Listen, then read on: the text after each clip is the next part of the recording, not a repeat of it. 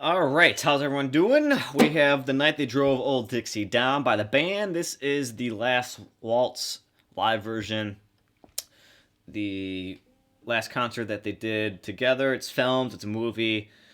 You should check it out. And then just recently, last year, or maybe 2 years ago, they made Once We Were Brothers. That goes more into Robbie Robertson's life, but still a cool flick. Check that out. Anyways, awesome tab on Ultimate Guitar. I'm not gonna really talk about. There's a couple where it links up back to the chorus. It's just a tab. I mean, you can read it. Just gonna focus on the chords here.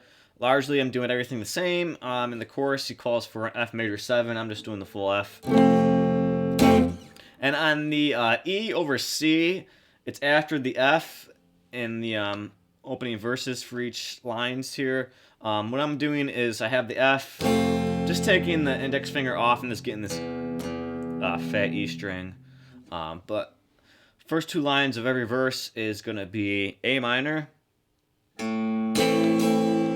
G over C, F, E over C, which again I'm just doing that to D minor. So Virgil Kane is the name, and I served on the Dinsville train. What I'm doing for that part on the D minor, you could see Robbie in the video, just lifting up and putting back on his middle finger on that D minor of the G string. So that's for two lines. It gets a little different, but pretty much largely the same. All they're really doing is just putting the F before the G over C now. So we have A minor. I mean, you can do the E over the top over it if you want. The A minor here. In the winter of 65, we were hungry, just buried alive. But my 10th Richmond fell. It was a time I remember oh so well. The last chord right there you hang on is going to be the F sharp over the D. Okay, moving right along into the chorus, it kind of just trades off with that C over G and an F. So the night they drove old Dixie down, and the bells were ringing. The night they drove old Dixie down, and the people were singing. And then it goes G over C, A minor, G sus4 to F to C. Then it has the link that goes into verse 2, which don't want to spend too much time on. Ready at 3 minutes. So again, calls for the F major 7. I mean, you could do that if you want. I just think it might be a little bit easier. It sounds a little bit fuller just to go to that F.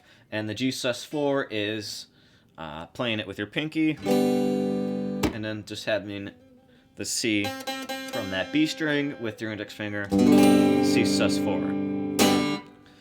So that's pretty much it. It's the same structure all the way through, although at the end of what they're calling the third chorus here, we have this little walk, and it has a lot of slash chords and a diminished chord and all that good stuff. But really what I'm doing is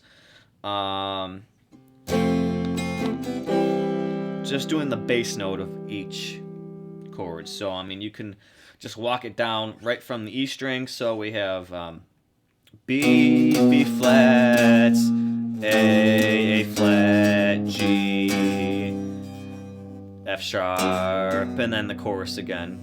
So you can do that. I mean, just read what's there. It's just coming from a B all the way down to the F sharp.